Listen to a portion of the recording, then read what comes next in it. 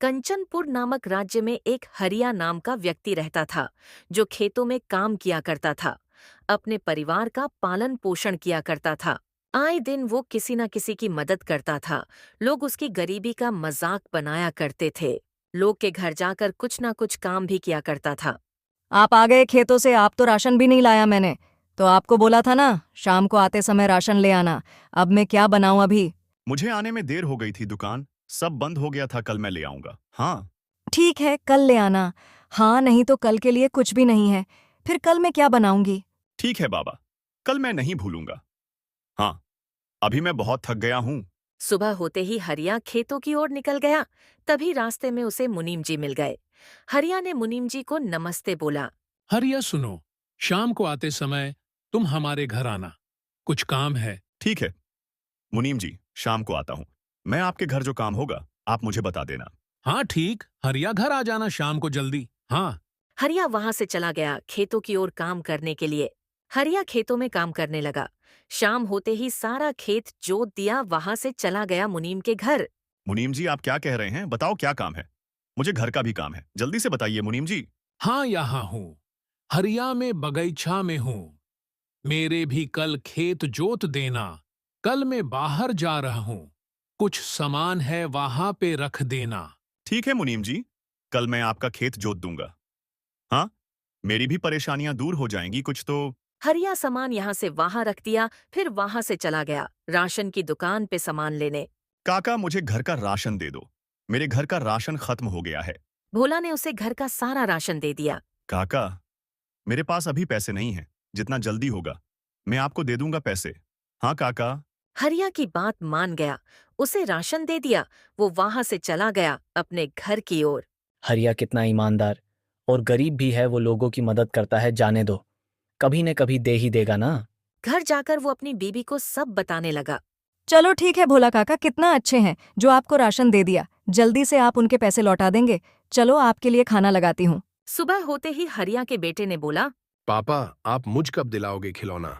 मेरे सभी दोस्तों के पास एक से बढ़कर खिलौना है। मेरे पास यही एक खिलौना बचा है। जितना जल्दी होगा उतना जल्दी दिला दूंगा खिलौना। अभी मैं खेत में जा रहा हूँ। इतना बोलकर हरिया चला गया खेतों की ओर। राजू भी बाहर चला गया खेलने, अपने दोस्तों के साथ खेलने लगा। सभी दोस्तों के साथ वो मन लगाकर खेलने लगा। हरिया भी मुनीम जी के खेत में काम करने लगा। शाम तक उसने सारा खेत जोत दिया। फिर वो वहां से चला गया अपने घर की ओर। आप आ गए खेतों से, मुनीम जी के काम कर दिया। आपने उनके खेत का काम पूरा हो गया कि नहीं? हाँ, ज्योति हो गया। मुनीम जी का काम कर दिया। मैंने कल उनसे कुछ पैसे ले लूंगा। उधार भी चुका सकता हूँ। हमारे पास भी कुछ पैसे हो जाएंगे। ठीक है, उनसे कुछ पैसे से और राशन भी आ जाएंगे। राजू को खिलौना कभी और दिलाएंगे हम। तभी राजू भी बाहर से आया। खेल के उसने अपने पापा को देखकर बोला। पापा, आप मेरे लिए खिलौना कब लाओगे? मेरे सभी दोस्त तो मुझे चिढ़ाते। तेरे पास तो एक भी अच्छा खिलौना नहीं है। देख कितना अच्छा अच्छा खिलौना है हमारे पास। इतना बोलकर वो रोने लगा। रोते रोते अपने कमरे की ओर चला गया। एक दूसरे को देखने लगे। आप कहीं से भी राजू के लिए खिलौना की व्यवस्था करें। मुझे नहीं मालूम आप कहाँ से लाएंगे। आप जल्दी से जल्दी करो पैसे का जुगाड़। अगले दिन सुबह होते ही हरिया सोच में पड़ गया, मैं राजू के लिए खिलौना की व्यवस्था कहाँ से करूं? मुझे कोई और भी तो काम नहीं आता है। अब करूं तो करूं क्या मैं? फिर वहां से चला गया। कहीं दूर एक जंगल की ओर चला गया। जंगल में पहुंचते ही उसे एक आवाज आई। तुम कौन हो? यहाँ क्या कर रहे हो? तुम्हें यहाँ नहीं आना था। यहाँ वहां देखना लगा। कौन है? इस वीरान जंगल में कहाँ से आवाज आ रही है? डरते हुए बोला। तुम कौन हो? कहाँ से बोल रही हो? तुम मेरे सामने आओ। तभी उसके सामने चुड़ैल आई। वो घबरा गया। इस जंगल में तुम क्या कर रहे हो? ये जंगल चुड़ैल का है। तुम्हें मालूम नहीं अभी क्या? हाँ, मुझे मालूम था। ये जंगल चुड़ैल का है। चलते चलते मुझे मालूम ही नहीं पड़ा। मैं यहाँ आ गया हूँ। तभी भूतिया चुड़ैल ने बोली। अब मैं तुझे मारूंगी, इस गलती की सजा यही है। इस जंगल में जो आया है वो बच के नहीं जा पाया है। तुझे भी मरना होगा सबकी तरह। मुझे छोड़ दो, मेरे छोटे सा एक बच्चा है, मैं गरीब भी हूँ। उनको ख्याल कौन रखेगा? पर हम चुड़ैल रहमदिल की नहीं होते हैं। सजा तो मिलेगी तुमको।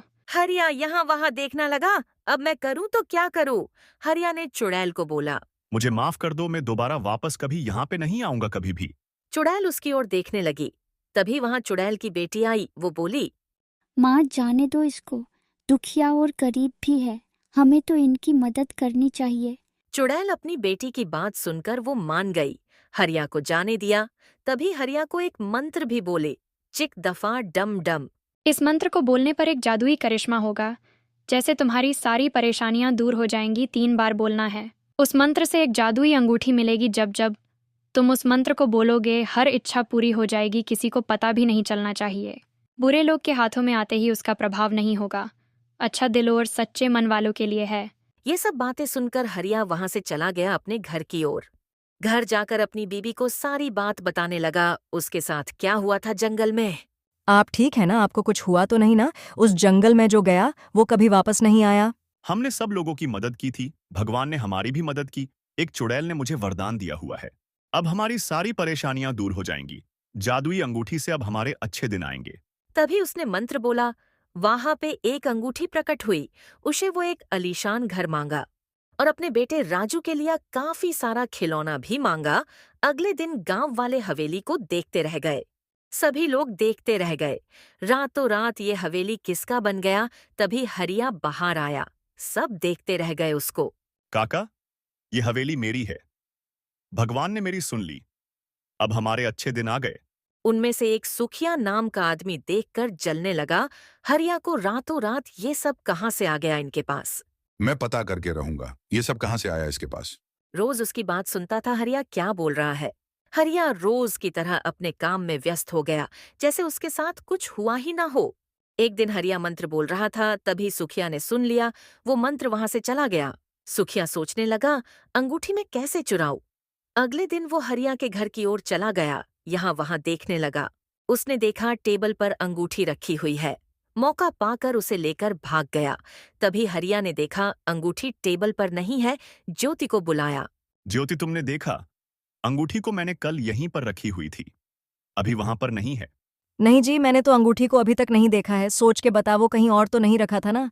नहीं ज्योति, मैंने तो अंगूठी को यहीं रखा था।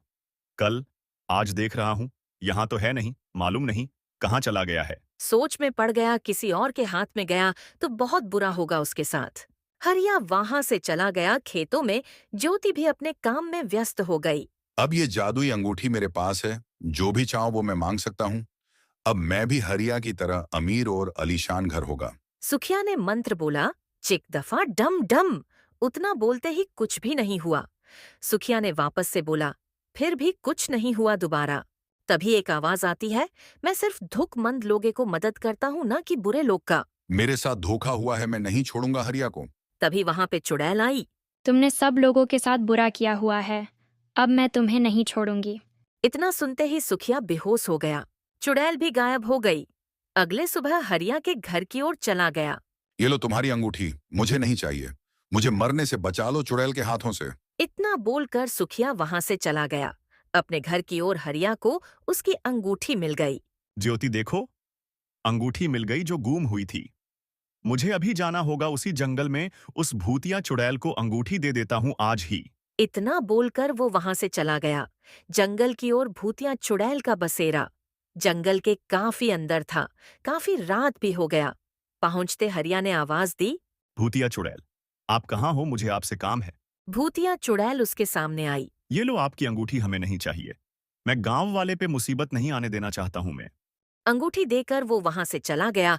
अपने घर की ओर भूतिया चुड़ैल भी चली गई। हरिया भी खुशी खुशी अपने परिवार के साथ रहने लगा।